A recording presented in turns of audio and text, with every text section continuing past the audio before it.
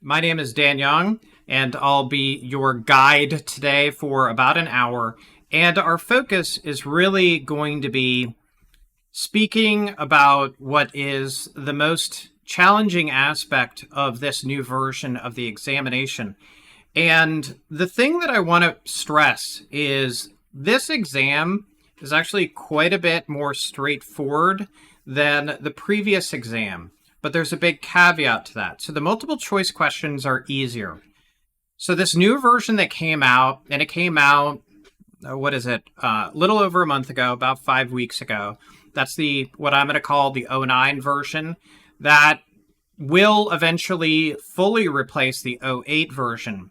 And this certification, CompTIA Network Plus, has been a cornerstone of IT certifications since the 90s when it was conceived.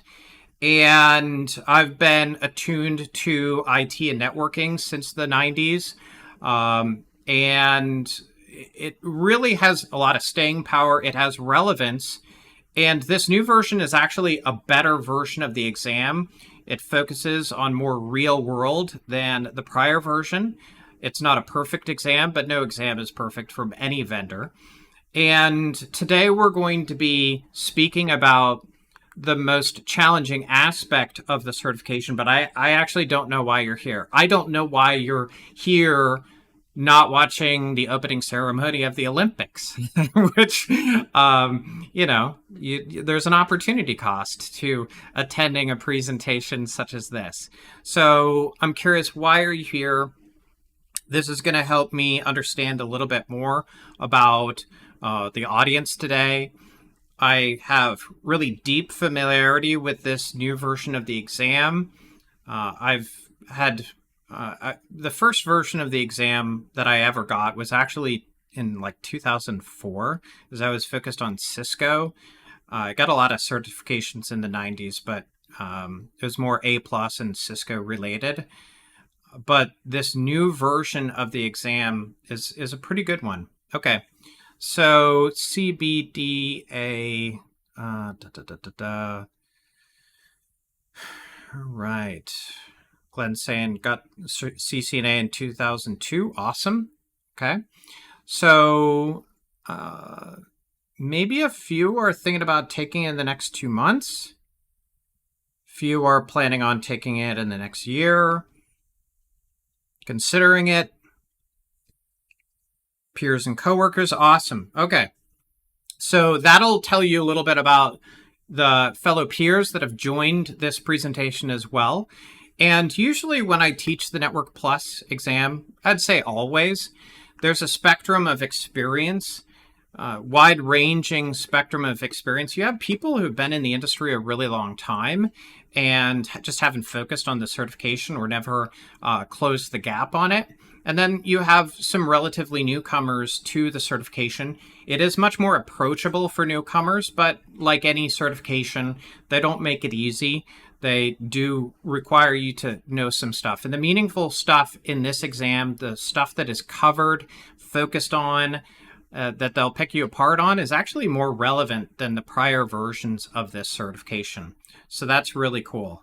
I got my Barrett got Novell certified in the 90s. I got a Novell certification like in 1998. So I'm there with you, but I didn't do so great on the adaptive Novell certifications in the 90s. They were tough. Okay. So this is not the first presentation we've done on Network Plus, and it won't be, in fact, the last. So just full disclosure, our debut, I'm an instructor at StormWind Studios. Our debut of the new version of the exam and the coverage for this exam is going to start in basically a week and a half. Okay, so like August 5th, I think, is a Monday. August 5th will be the debut of our coverage for the new version. And I just rolled through all 13 chapters and made some finishing touches on that. We're ready to go. And when I focus on the certification, I want to make sure that you're going to breeze through the multiple choice questions in as much as you can. Sometimes they're going to be challenging for the way that they're worded. Sometimes it's an unusual question and it's based on the author's experience. But a different set of individuals, clearly a different set of individuals, created what are called performance-based questions. Basically, these are the simulations, okay? So simulations are not new in CompTIA certifications. They've been around, probably 2.5 decades, if not more. Every time they rev the certification, sometimes they carry over, sometimes they create net new. My experience is these are all net new. All of the sims are net new, which means if you've gone through old, maybe practice exams for '08, they're not going to be directly helpful, and they're pretty tough, okay? The prior presentation I did on Network Plus was basically to educate how things work and how to approach the exam. Just I'll cut to the chase on that a little bit. These will take you so much time that it's going to super stress you out, okay? I have a lot of experience in networking, got my CCIE, that's expert certification, well over 2 decades ago. I've been a Cisco instructor, CompTIA instructor, that's my jam. Networking is my focus. And there's a lot of cognitive overload that you're going to experience in the exam for the simulations. That's a very different story from multiple choice. The multiple choice are super straightforward, way more straightforward than they used to be. But the sims, where you're going to be interacting with the experience, those are going to be tricky. So they're drag and drop, fill in the blank, and they have there's so much to them that it's actually pretty sort of immediately overwhelming. What's good about this, though, is they are partial credit.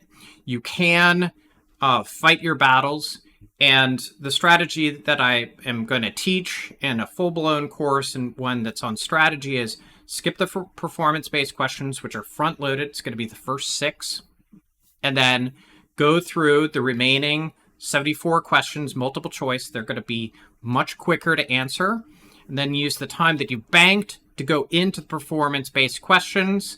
So you can use whatever strategy you want. In retrospect, that's what I wish I had done. I didn't do that when I sat this exam a few days after it came out. And I was looking at the time going, how many of these are there? I'm going to run out of time. And I'm a very fast test taker. I usually slow myself down so I don't trigger warnings on the test. It's just kind of a byproduct of having taken a lot of tests, and I'm a good test taker.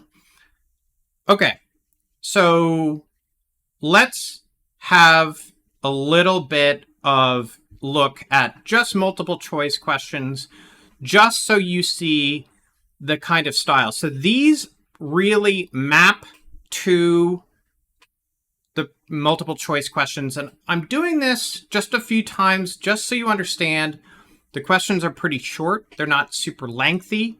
You get a feel for, okay, multiple choice questions are going to be a little bit more straightforward.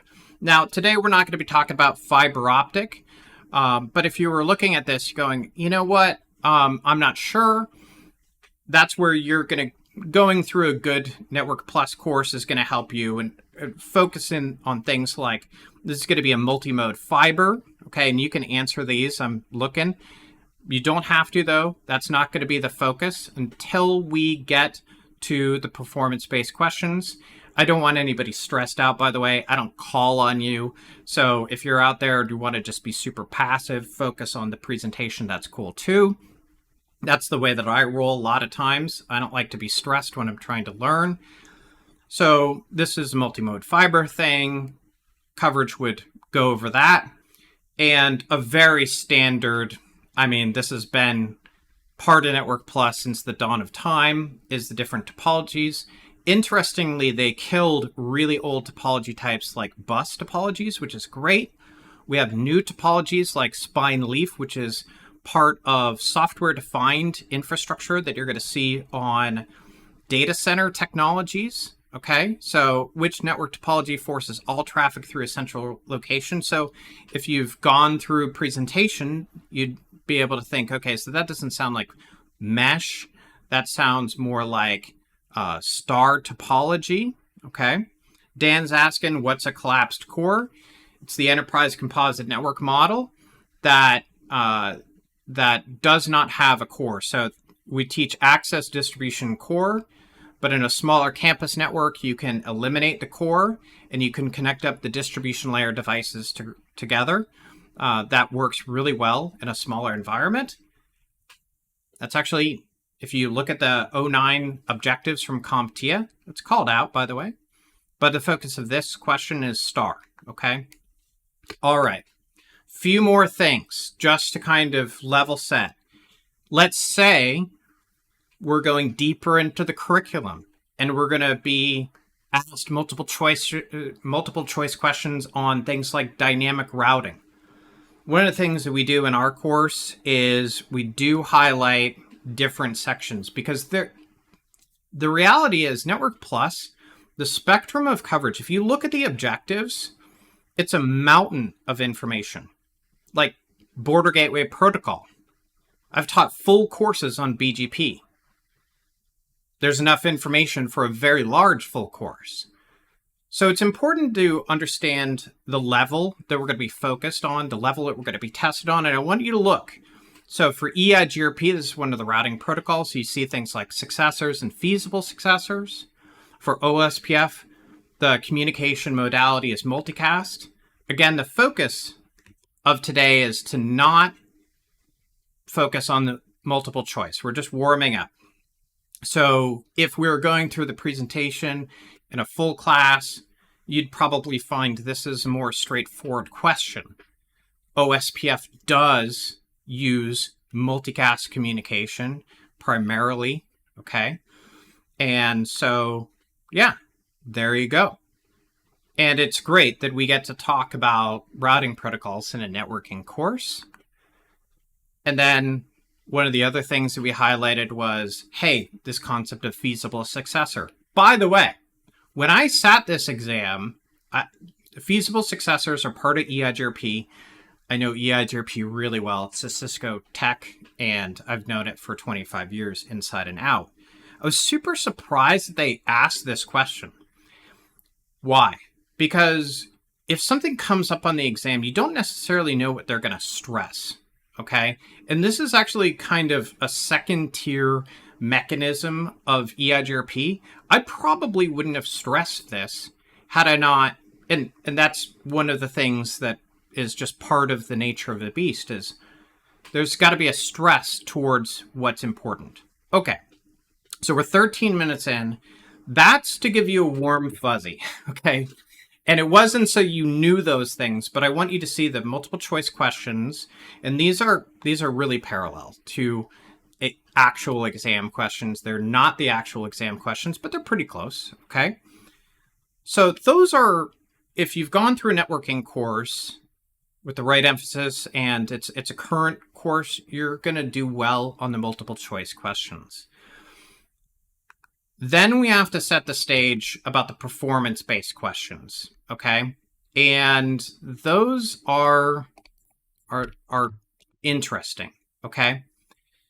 Now we're going to get into the specific topics that are going to be focused on, and it's not all of the topics in performance-based questions, but what we're going to do now, starting 15 minutes into the presentation, is we are going to be focused on the core information that is going to be relevant for individuals who are thinking about sitting this exam.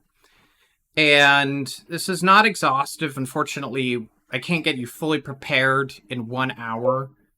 But what it will do is it'll give you some perspective on the information, what the approach is, what you have to know, and being informed is really going to reduce your stress level on the exam. Okay, I think that's really important. Even I was stressed when I sat this exam, and I was stressed because I'm like, I'm giving a presentation in like 3 days on it because this is my second presentation on this. And I'm like, I better pass. And you never know. You never know. You might have a bad day. I passed with flying colors, but you know what? It was still stressful for me. So let's go over a little bit about Ethernet, okay? And this actually is I think it's actually some pretty good information on Ethernet that we have, and I want to go over this. So in a networking course, I think it's pretty important to cover things like cabling, physicality of it. We know that layer 1 of the OSI model, the connectivity, the physical layer, is important, and if you get it wrong, there's no hope of getting it to work right, okay? So I'm going to take myself off screen. I'm still here. And I want you to help me out. On the next page, I'm going to reveal the types of cables that these are, but let's have some fun, okay? If we're going to pretend like this is exam prep, and it actually, it's an hour on things that are relevant to the exam, what are these 3 different cable types? And we could go from left to right. So cable 1, cable 2 in the middle, and cable 3. So what kind of cable is on the left-hand side? And I want you to see these pins. This is, in fact, how a cable tester result that you are going to be interfacing with on the exam, that's how it's going to look. It's going to be pin 1, 2, 3, 6, 4, 5, 7, 8. And you think, well, wait a minute, that's got to be a typo, right? Some people are going to see this as a typo. And it is not, okay? So for everybody hearing me, I really need you to pick up something. Even though this isn't a full course, for these, I've got like 7 examples of cables. All of the possible cable conditions you could have. Pins 1 and 2. Now, this is all UTP, right? Unshielded twisted pair cabling. Unshielded twisted pair. We have pairs that are twisted. Okay? Pin 1 and 2 are twisted together. 3 and 6 are twisted together. 4 and 5, 7 and 8, regardless of how they're pinned out. Okay? Regardless of how they're pinned out, pins 3 and 6 should be in the middle of the cable, twisted together. We're talking about the middle of the cable, not how it's terminated. And so graphically, it is okay to represent it this way. It threw me off. I'll tell you, it threw me off on the exam. I'm like, all right, I'm just going to use what I know about it. And because usually when I'm teaching it, it's usually 1 through 8. That's the Cisco convention, how they teach cabling. But it's super appropriate also to show it this way. So I don't have an objection. It's actually easier to teach some of these things this way. Okay, so cool. We got some answers coming in. Crossover, straight through, and rollover cable. So let's actually go over these, okay? So a crossover cable is, it's absolutely used in Ethernet. And we're going to use it when we are connecting 2 switches together. There's a little bit more to it than that, but for the examination purposes, a crossover cable builds what is called a cross. You can actually see that cross where the send and receive pairs are swapped. For instance, when I'm speaking to you, I speak into my microphone. It comes out your earpiece. So it doesn't come out your mouthpiece, right?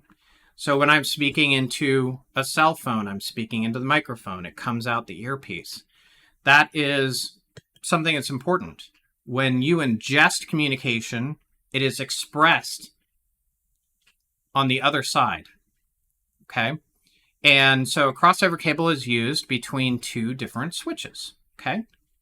So if we're using, and you will use, a cable tester in the examination, you'd be looking at pinouts. Now, let's say we are presented with an interface that gives us the ability to use a cable tester. I would want you to click on every link. Let's say you're presented with a topology where you have to look at a lot of stuff, like 20 different network connections. You would literally go through and say, is this right? Okay, so yeah, you're not physically given a network, but you're given the next best thing. an interface that allows you to use cable tester. So crossover cables are used for switch-to-switch connection, straight through for basically everything else. So normal connectivity is not going to need the cross to be done by the cable itself. And then the rollover cable, you're not going to use that for Ethernet. Okay, so if you were to see this expressed in the cable tester, that's absolutely not the right thing. Okay, that is not the right thing. Okay, I'm just resetting something here. Just want to make sure I'm not timed out in my lab setup. Okay, so rollover cable.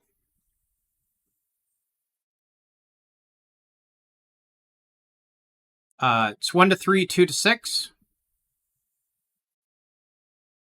And that would be true for like a fast Ethernet connection, but it's also accurate to have the other two pairs if you want, okay? So if you were crossing all 4 pairs, you would have the others cross similarly, Anthony. And it's fine to talk about it that way, okay? When I used to teach it in Cisco, it was just 1 to 3, 2 to 6. But this is pretty relevant for anybody taking Network Plus. Don't be surprised by the other 2 pairs. Okay, so rollover cables, that's used to admin through a serial connection. So it's not Ethernet at all. So if somebody happened to use that kind of cable, well, then they would have botched the physicality of it. It's got no hope for working. And the way that rollover cables go is 1 to 8, 2 to 7, 3 to 6, okay? And so it kind of fans it over. Yeah, this is 568B.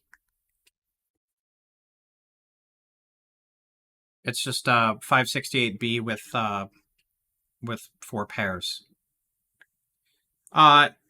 And we got the question, is rollover used often? It's used anytime you are plugging in. You're generally going to be, let's say it's a router or switch, and you've got your laptop, you've got a USB connection, you need to connect up to it for management. We would call that out-of-band management. Out-of-band meaning it's not part of the data network. You're adminning it. It does have an RJ45 jack, and so it could be confused. It could absolutely be confused for an Ethernet cable, okay? Yep, usually it's a blue flat cable, but, you know, the question writer seemed to have some experience in seeing it being done wrong. Yep. Okay. Now we've got what I'd say is even more unfamiliar, okay? Let's look at this. So all of these conditions are problematic, specifically problematic for a straight through cable, okay? So if the cable tester shows you one of these things, you'd want to be a little bit familiar with what the meaning is. Okay? Cool. I appreciate the chat there, Barrett. So let's look at the way that we would decode this. Slight kind of interpretation here. So you might see the cable tester differentiate between split and reversed. It's a little bit different than the chat, but close enough. So reversed means that we've actually accidentally terminated 2 different pins erroneously that are in the same pair. Remember I said this is oriented, the first 2 pins here are a pair, 3 and 6 are a pair, 4 and 5 are a pair, 7 and 8 are a pair. So there is a difference between reversed and split, where we've broken the misconfiguration out of a pair, okay? We've broken it out of a pair. So if you're looking at it and saying, I don't see the difference between these except for it's a little bit further down. Notice that pin 1 and 2, that would be a pair. 3 and 6, that would be a pair. But wait a minute, we're leaving our pair, hence the split. Open, meaning we've got no connectivity, no continuity over a pin. It could be any of the pins, okay? They would call that open. And then accidentally jamming, we've got the connectors touching, maybe on pin 2, we would call that short, okay? Cool. So yet another thing that is actually really, really useful. So imagine this, you're presented with a diagram, very sophisticated, way too many connections.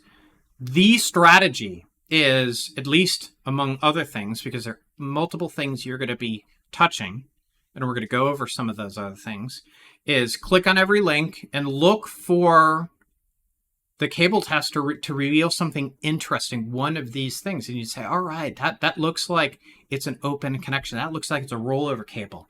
Is that a crossover cable? Is that used right in the topology? That would be the sort of thing that I would want you to be doing. Now, let's have some fun in Cisco. Now, what's very interesting about this to me is there is more emphasis for Cisco commands that are diagnostic. Now, I want to level set everything here. CompTIA is not Cisco. There are multiple vendors that create good quality network gear, okay? And some people are switching off of Cisco. My background is absolutely Cisco. But I understand that, not everybody uses it. That's okay. Juniper is another big brand, Extreme Networks, some of which are even partners of ours. Okay. So,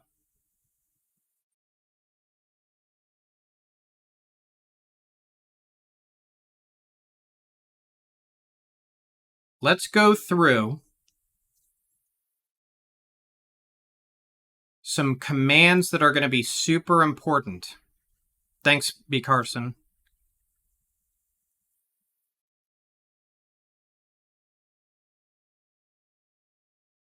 What are the Cisco commands that I would expect you to know?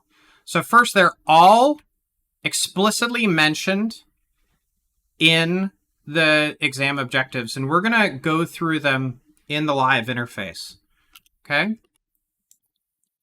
So I'm connected up to some gear, and we'll just clear that off.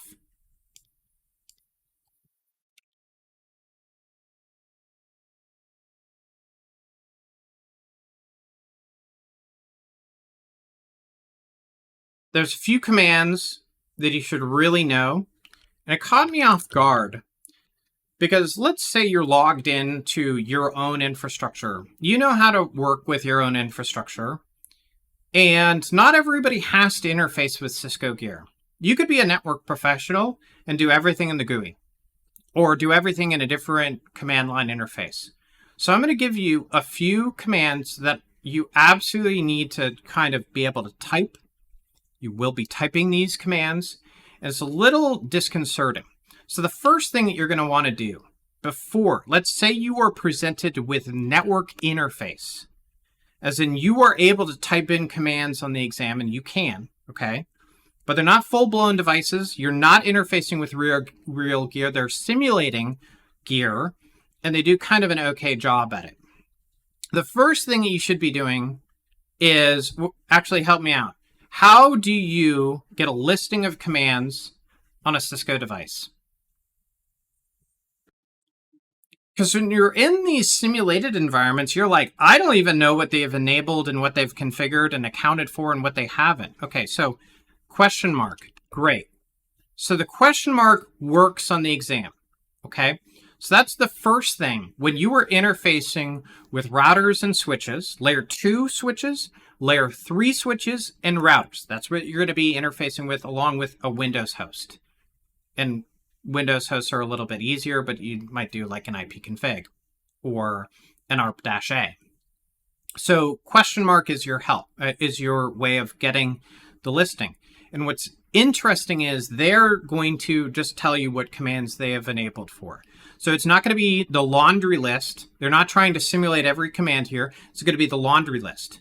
That is a big thing. So be familiar with the way that you remind yourself of the commands that they would have encoded. Okay. Now, this is a switch that I'm on. So what we're going to do is I want to emphasize a few of the commands that you're going to be using.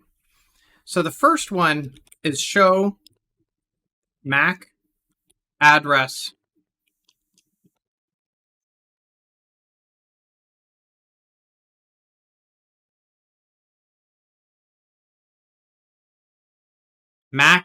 table, and I'm going to put in dynamic. They don't have the dynamic flag on the exam, but what is this? So MAC address table is the way that the switch is able to forward specifically down to the correct ports. It's going to send it to one port and not the rest when it's unicast traffic. And I want you to see a few things here, because what you're going to be doing is you're going to be gleaning things like an IP address and what VLAN that's part of and where it lives in the topology table. So you're going to use this as a way of assembling a picture of how things are. So you would want to know, okay, I can do show MAC address table, and what this is going to do is going to tell me this MAC address to this port, but it also tells you which VLAN that MAC address is a part of. That is also going to tell you, oh, that MAC address is a part of, let's say, VLAN 421 or 11 or 88. I don't have all of those other ones here, but you can see that you can see the pairing of the VLAN to the MAC address at this point. Okay, what if I wanted to see IP to MAC address pairing? Help me out. What if I wanted to see IP to MAC address pairing? What would be the command that would allow me to do this? Because I don't see IP addresses here, but let's just say I was tasked with saying, all right, this IP links to this part of the topology hanging off of port, let's say 45 or wherever, okay? Where am I going to see? Okay, so great. And that syntax matches the test objectives. I actually think just say show ARP. But what you're going to be doing is show IP ARP, okay?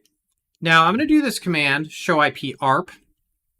And it doesn't, you know what? It doesn't have really a full list here.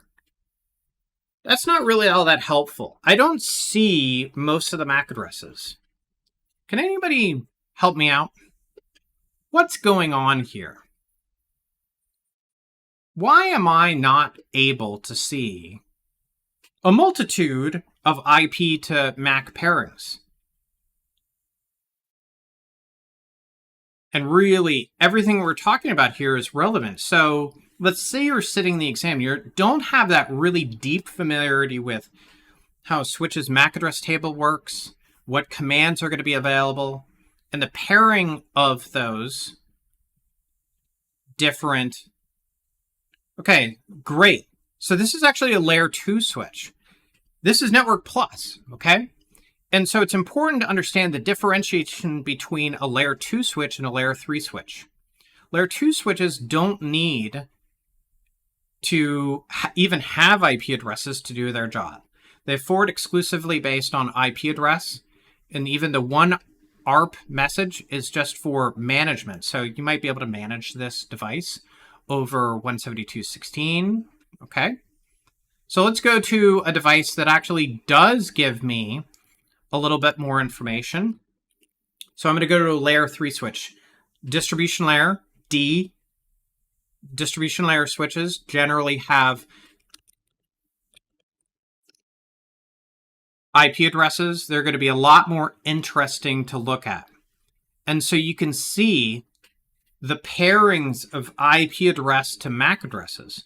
So now I want you to think to yourself, I might have to pair a MAC address with an IP address and the interface that it lives. And so I would call this like layer 2 and layer 3 Sudoku. You know, when you're playing that game of Sudoku and you fill out the numbers, there's a little bit of puzzle or sleuthing that you have to do on this examination. This is really well done on the exam. It's kind of an unusual task. In the real world, I don't find it super useful to look at MAC address tables day in and day out. That would be an unusual thing to do on the exam. But if you know show IP ARP, show MAC address table, and then show VLAN brief, which you would also get coverage of in any exam, you're going to know those things, okay? So I'm going to jump ahead a little bit because I've already shown you some of those slides. Let me take myself off for a moment. Okay, just going to go here. Now, one of the things that I want to show you is a bit about IP. So there's some interesting changes that the exam authors made for coverage. It used to be that we didn't really have to know subnetting to a great length. I love teaching subnetting, please don't get me wrong. But what they would focus on is exclusively this mask gives you this many hosts. You could boil every question down in the old version of this mask gives you this many hosts. Okay. Now there is CIDR, route summarization, and VLSM, and it's using the longest match rule. Now, all of those things, that's a lot. Okay. For somebody who knows that stuff, it's going to be easy. But this is all the advanced stuff of IP prefixes, IP subnets, and how to route for them. So it's a huge shift. So let me kind of warm you up to what we're going to get into. If you were going for your Network Plus, you would have to know subnetting really well. That hasn't changed that much, but it is deeper and it's got a different focus. So you might be working with masks that are unusual. You might have /22s, /23s, /24s. And notice what we have here. The most common mask that exists is a /24. Okay? Here we have a graphical depiction of an entirety of a subnet. But what's subnetting about? It's about dividing a network space, an IP address space, into smaller subportions. We call those subnets, okay? So if I were to extend the mask by an individual bit, taking that mask of /24 to taking it to 25, that is part of the things that we can do and control in subnetting. And I want you to see how this reacts, okay? So if I extend it to 25, I've subdivided it. And if I extend it again, I've taken it from 1 subnet to 2 to 4. And this is the sort of thing that we could get into. In fact, I'm going to have an entire presentation on subnetting in August for free, another one of our live events. Okay. So, and Barrett, are you saying the VLSM and CIDR is twisted? I'm not sure what you're referring to, but it's pretty crazy. I love teaching VLSM, but we don't even really teach aggressive VLSM in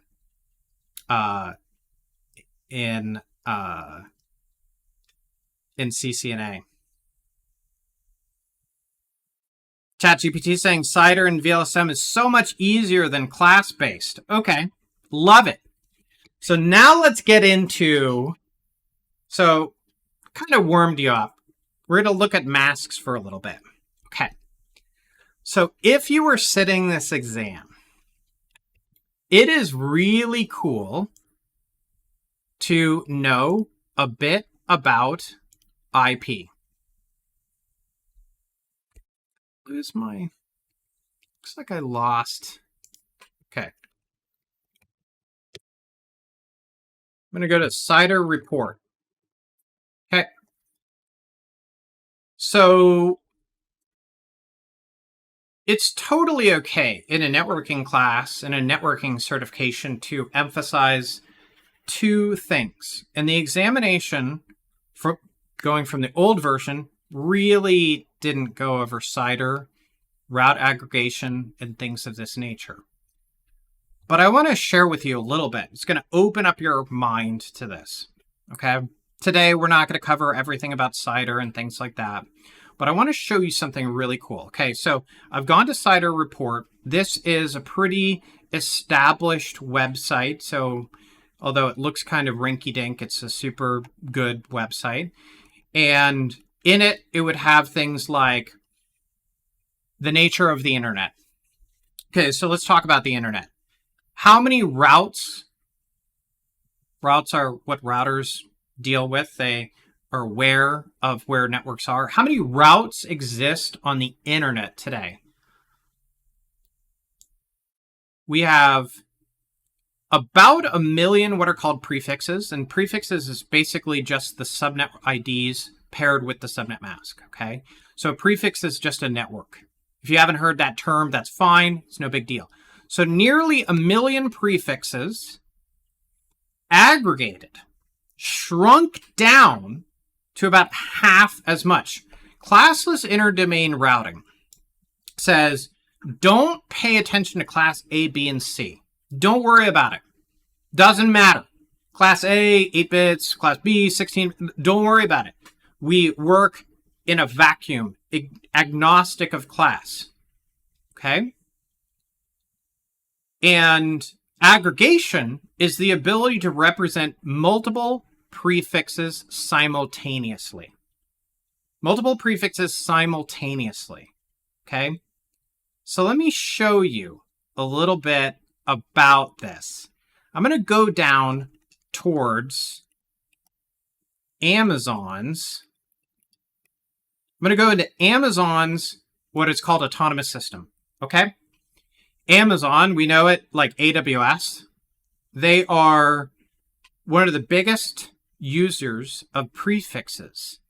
Okay? This is all public available information, so I'm not doing anything crazy here. So I'm going to drill in, and this is an amazing thing. I'm going to scroll into Amazon's prefixes, and this is going to teach you something that is really useful to be aware of on the exam. Okay? So I want you to see how CIDR works with subnet masks. Okay? So there's a very interesting entry. There's a /23 that I'm going to highlight. Ooh. Let's not do that. I'm going to highlight it from left to right. Okay. So I want you to see this /23 and notice the green. Okay. So I'm imagining that most of you don't do route aggregation, what is called route summarization all the time. There's an old kind of name for this called supernetting. I don't recommend using it. We normally call this summarization or route aggregation, okay? It's technically accurate to call this supernetting, but shouldn't use that term. Just kind of speaks to you're not experienced with it because everybody calls it aggregation or subnet or aggregation or summarization. I want you to see there's this pattern here that I'm going to show you. I want you to see that there's two what are called public prefixes. These two public prefixes boil down and are aggregated into one. The /23 represents two /24s. I want you to park on that for a moment. The 1/23 represents two /24s. Okay. Is there a pattern to this? Let's look a little bit further. This /23, a little bit deeper down, aggregates two prefixes. But now let's look at the /21. It's a little bit deeper down, okay? So the greens are the route aggregates, and the reds are the member prefixes that are represented with the aggregate. Okay, I want you to see that it's a power of 2 number of networks. 2 to the 3rd is 8. I want you to see 3 to 8, 3 to 9, 10, 11, 12, 13, 14, 15. You are going to be looking at prefixes like /22s on the exam. And it's super important that you understand what a /22 means. And there's actually an easy way that you can train your brain. I'm going to give you a little hint on how to do that. If you have subnets that are /24, the number of bits that you back off is representing the number of networks that you're summarizing. If you back off by 1 bit, you're summarizing 2 networks. If you back off by 2 bits, you back off by 4 networks. And if you back off by 3, you have 8 networks that you are summarizing. It goes 2, 4, 8, 16. And so you could see this /21 and go, I don't even know what that means. But it is 3 bits further removed from the network mask that is aggregating. So if you look, I want you to count. I've got 8 networks. 8 happens to be 2 to the power of 3. In fact, this is how you should think about it. So let me see if I can find a good /22. Okay, an aggregate that's /22. It might not be here. I'm just going to scroll down a little bit.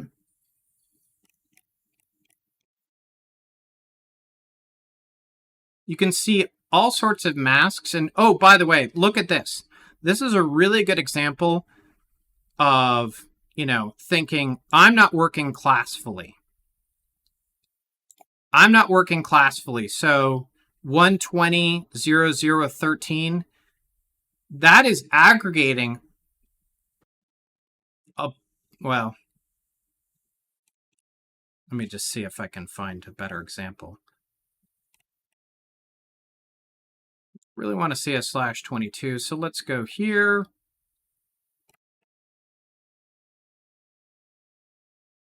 So /22 would aggregate 4 subnets. And here we go.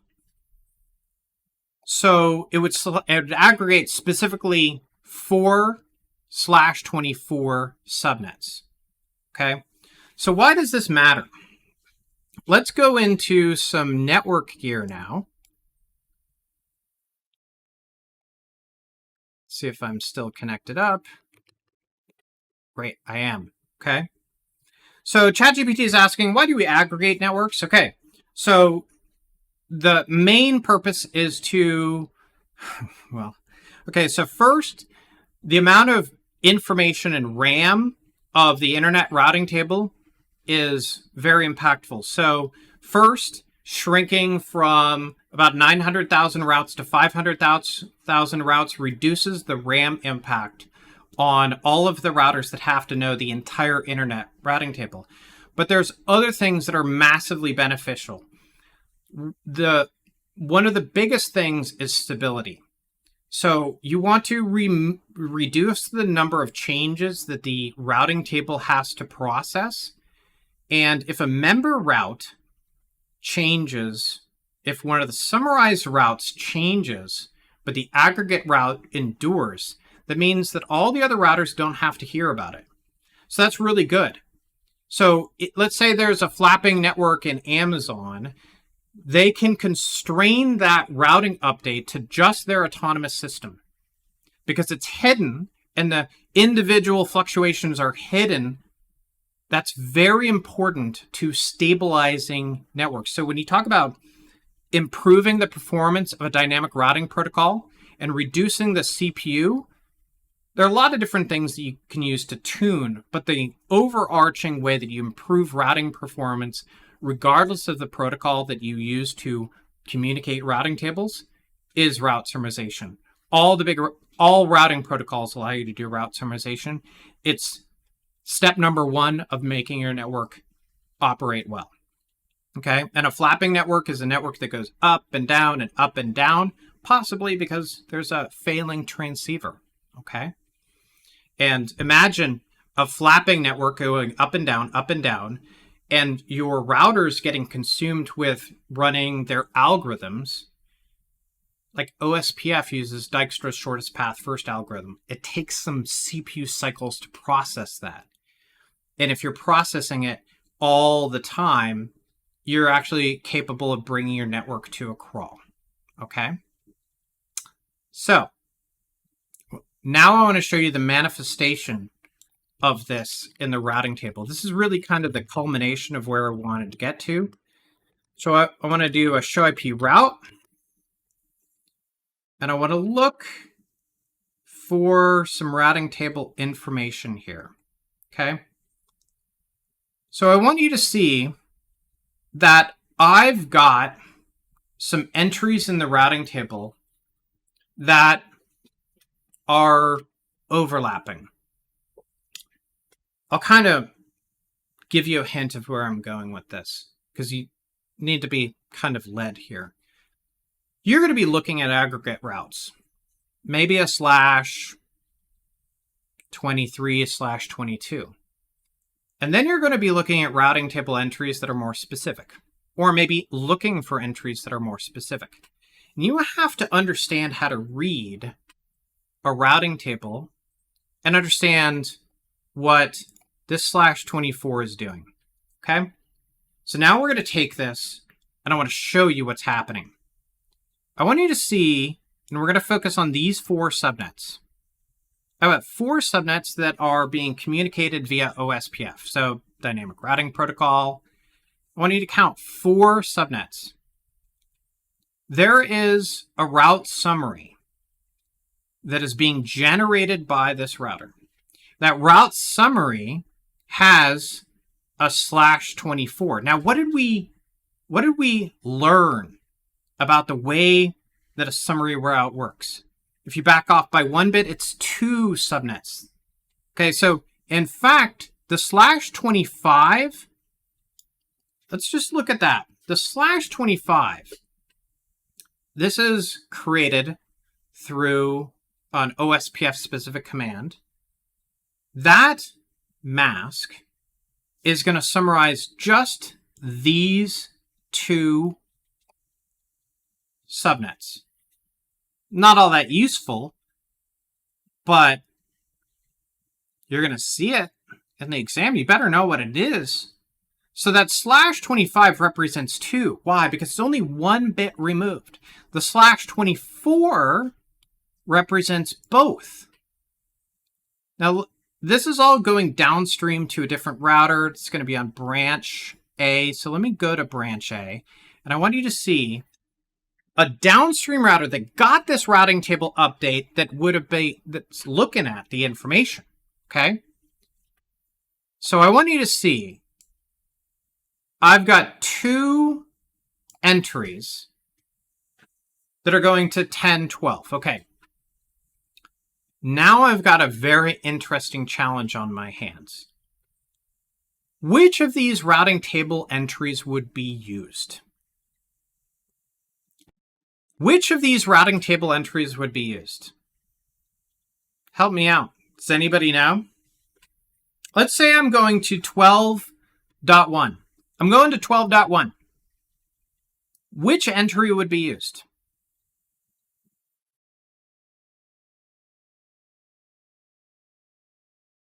Okay, so ChatGPT, L. Barrett are saying the same thing. The more specific route. Which one is more specific?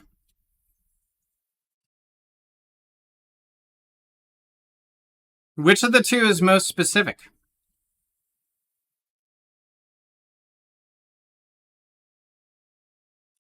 /25 is more specific. Okay. /25 is more specific. That is a demonstration of what we would call the longest match rule.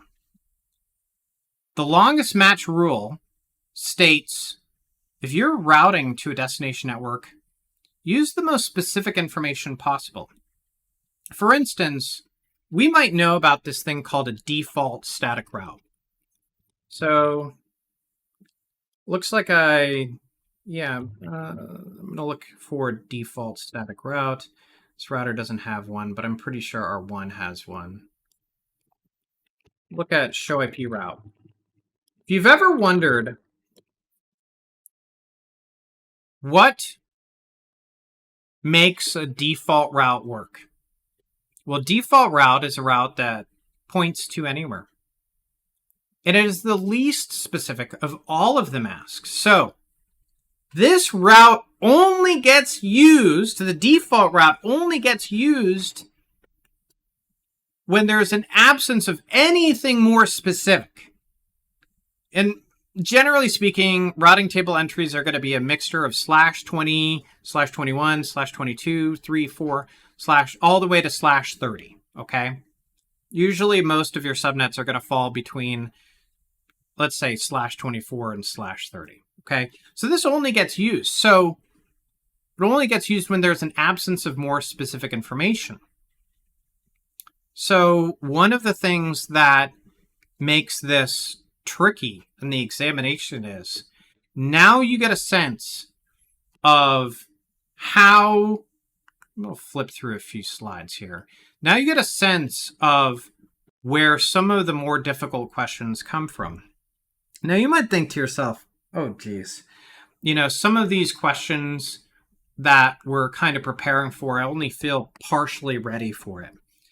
Well, go through good material and you're going to see that that being prepared for VLSM is going to be very, very empowering. So I'll show you some graphics that are going to go over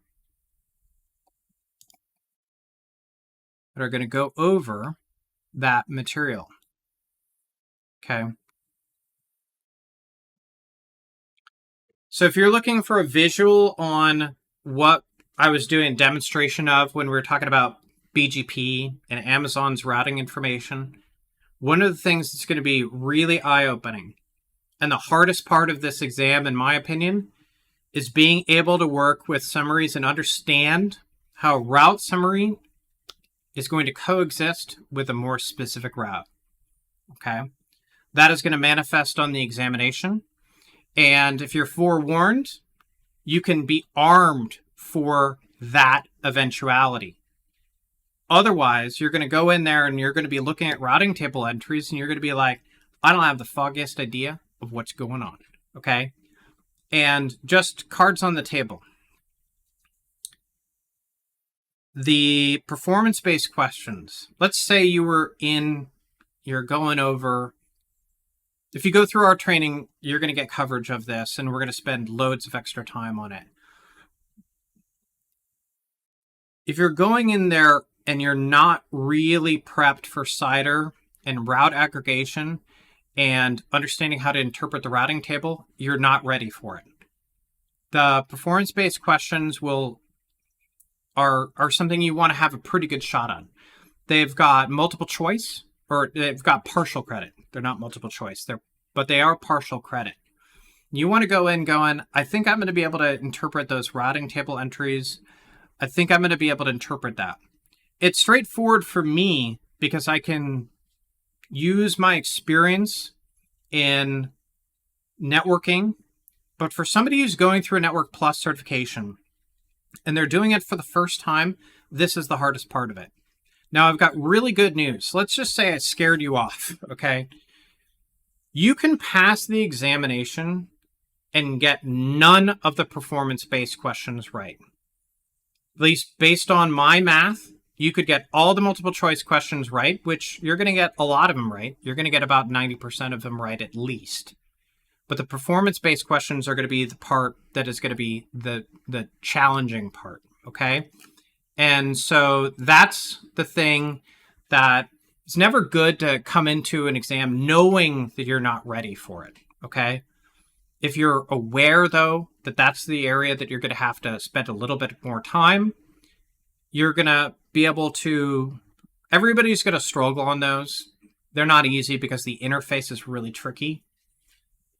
But after you get the lay of the land on the interface that they have, and we have a bunch of examples in our campus for those examples that are going to be stood up for students, that'll really help you out, okay? So definitely when you're sitting the exam, or if anybody is going out for the new exam, first, understand this new version of the exam is actually more straightforward. 08, the multiple choice questions are doozies. So 09, The easier part is the multiple choice questions. And so what you need to do is you need to think, I'm going to knock those out of a park, and I'm going to do really well on the performance-based questions, but they're not going to sink me. Okay?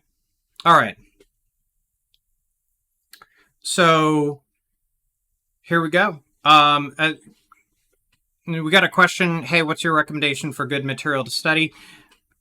So cards on the table, some existing stuff on Network Plus. Like, I'm an instructor, full disclosure, I got the Network Plus book. The writing is reversed, not because I have a bad printing, but that's just the way that we mirror image this stuff so that I know left from right on your screen. Not all material is actually good for coverage of the exam. So if you're going out and sitting a test, make sure that they're doing a good job of preparing you for the updated material. They're doing a good job preparing you for the performance-based questions.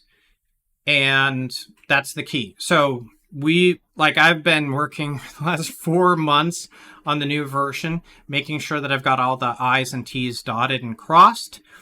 And that's the thing to do. Sit a good exam. I'm not aware, sit a good course. I'm not aware of any good books, for instance, that are accurate. Unfortunately, the books that I've seen are not as helpful as they need to be. Like, if you're going to learn subnet, if you're going to learn this stuff, it's going to be really tricky if the material isn't really well crafted. And that's one of the challenges of Network Plus, is a lot of people come into this and they get like superficial information. They get superficial information for a variety of reasons, okay? And this is basically a crash course that is going to propel you in networking. But if the course doesn't give you that inertia, you're gonna limp along, okay? And so, hey, if you want to, maybe take a peek at our class, I'll tell you, have at it. If you want to know more about StormWind, take a look at our website. This is what we do. We do IT training, cybersecurity, cloud, project management, AI, dev, and coding. And if you want to get into a course that's good for whatever you need to get into, reach out to Mike Fajan. Do this also if you're thinking about somebody else that is in your sphere of influence. It might not be you that's going to be setting that training. It might be somebody else. So have a look at the information. You can hit up Mike Fajan. He's one of our top sales reps, but he also has good information about, he's not just a salesperson. He knows these classes. He knows, okay, so if you're going to do Network Plus, what would you do next? And how do you navigate the ecosystems? And maybe it's a cybersecurity class or something like that. So, all right. So there's a lot in that. And, I kind of wish this was more like 5 hours so I could show you everything. But a little bit of primer and readiness. Let's say you don't even take the class with us. A little bit of exposure at least is going to give you those clues so you can do whatever it's going to take in order to get ready. I'd stress, this exam, way more passable. The multiple choice questions are going to be a breeze. We're in fact going to have a webinar to just go over multiple choice questions. So another one of these events in August, you can pop your head in and you can be like, oh, I saw like 30 questions that are representative of the exam. This seems pretty approachable. And they're going to be the things that are going to allow you to get an excess of points and then being pretty well prepared on those performance-based questions is going to be the thing that's going to allow you to seal the deal. But it is more passable than the old version. If you're thinking and choosing between 08 and 09, I'd absolutely stress 09. Okay, I'd absolutely stress 09. And not because it's new. I actually think the exam is just a better exam, and you're going to have a better experience in that. Okay? So the new class goes live like after next week, so August 5th. So if you're thinking about jumping into our Network Plus class or somebody in your sphere of influence, you've got, a week to get situated, and Monday morning we're going to be ready to go. And, we take it methodically through a lot of great material. It's a really beautiful class. The old version was good, but we've put a lot of energy into making sure that all that obscure stuff that you might be tested on is going to be put right there on the pages for you to see and be like, okay, I know what I need to know. Okay. Yeah, the class is live. The class is live presentation. I'm going to be doing it in a week and a half. And I think it starts at 8 a.m. Pacific time. Yeah. Go to, if you aren't a user of our campus, you can go to stormwindstudios.com/calendar, and you're going to see the live delivery and the schedule for that. Okay. Super good class. Really looking forward to teaching the new version. Okay. And the sessions are 3 hours long. It's a lot of material. So it's 8 sessions, 3 hours long, but it's how you get in there. Seems like a lot, but you'll do really well on the exam from our training material. And you won't have to do anything else. Okay. You won't have to be like, well, I need X, Y, Z additionally. And let's just say you're thinking, well, I prefer books. Okay. So first we're going to give you a student guide, which is going to have written material, lots of graphics. The course is about 600 slides long, so it's pretty big. But there's also written material also. The Network Plus books that I've read and perused just to validate certain things, and sometimes I'm looking for good information. It's really, for me, it's actually hard to see how somebody's going to pass the exam by reading the book. And it's not that you can't learn via reading. It's just the nature of the books and how it's presented and what's emphasized is going to make it really, really challenging. And that's one of my pet peeves is there's a lot of difficulties in IT in getting certified. I have the luxury of having lots of certifications under my belt just from longevity and focus of what my job has always been, which is in IT with a big emphasis on networking and IT certifications. Not everybody has that luxury of being told even by their boss, you need to get this cert, and having good resources. Okay. And so mediocre resources are a number one pitfall that a lot of people have. Doesn't mean, hey, we're the only good resource, but a lot of times people go out there and they use the wrong material and they fail because they're not using the best material possible. And you're like, all right, this is a published book and it might even have a decent number of stars, but it just isn't, it was written before the exam came out, things like that. That's going to be a problem. Okay. So I've done a lot of extra, speaking from my soapbox. I apologize. But let's get back to it. Thanks for your attendance and participation. If you want to jump into our Network Plus class, it is starting in a week and a half. And let's just say it is like it's incompatible with your schedule. We record these events. Okay. And we record our classes. So you'd be able to, let's say it's like, all right, it got to be end of August. You're going to be able to watch the latest and greatest version of that course in a recorded form. And some people prefer recorded. I get it. Some people just more compatible with their lifestyle. Okay. Woo! Thanks for showing up today, folks. Thanks for your attendance participation. Hope to see people over poking their head in our StormWind campus in our classes. Have a great rest of your day. Thanks for peeling yourself away from the opening ceremonies of the Olympics. Have a great Friday. And thanks so much for showing up.